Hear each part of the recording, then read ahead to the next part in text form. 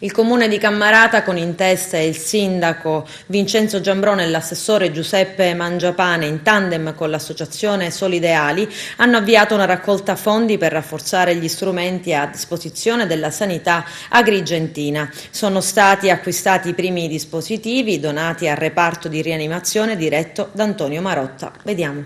Stamattina siamo qua con il rappresentante dell'amministrazione comunale e la presidente di Solideali, l'associazione Solideali, con la quale abbiamo creato questa piattaforma per raccogliere fondi per la sanità agrigentina, perché sappiamo quante difficoltà sta attraversando. Bene, abbiamo pensato, su sollecitazione e richiesta specifica da parte di medici dell'ospedale di Agrigento, di comprare questi caschi ventilatori che sono dell'ultima generazione. Servono questi quando l'ammalato viene ricoverato perché è affetto da coronavirus come primo intervento, e si evita con questi l'intubazione.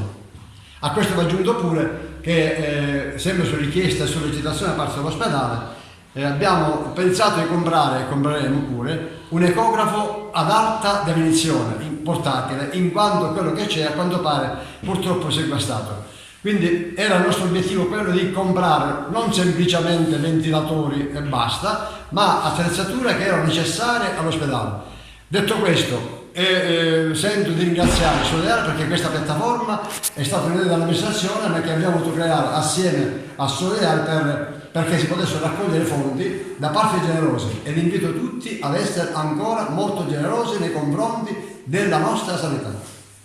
Buongiorno, intanto ringrazio il sindaco e l'amministrazione comunale di Cammarata per averci coinvolto in questo progetto, e stamattina vi voglio anche ricordare che l'associazione Solideali si occupa di due progetti oggi molto importanti. Uno è quello che accompagniamo i malati oncologici nelle strutture sanitarie, e un altro invece che è importantissimo è quello che ritiriamo i piani di terapia a casa vostra e ritiriamo i farmaci direttamente noi. Quindi coloro i quali hanno l'esigenza di ritirare questo farmaco all'ospedale San Giovanni di Dio di Agrigento, anche a Palermo, o i piani di terapia, ci potete contattare e noi ci pensiamo noi. Io intanto ringrazio il sindaco e l'amministrazione comunale per averci coinvolto in questo progetto e in tutti i progetti, e speriamo di riabbracciarvi molto presto. Grazie a te per questo sistema di CPAP che ci avete donato, che è molto utile nel trattare i pazienti Covid che non hanno bisogno di intubazione, con la speranza che loro possano regredire da una forma grave di ipossia e non progredire andando verso l'intubazione. Questo è formato da un circuito, da una maschera full mask, si chiama, che abbraccia tutto il viso, e da un connettore di resistenza in cui si può dare la quantità di ossigeno necessario, che sono generalmente in litri. Arriviamo qua a 12 litri e anche 12 di PIP. La PIP è molto importante in questi casi perché permette a loro di superare il gap delle resistenze intrapolmonari.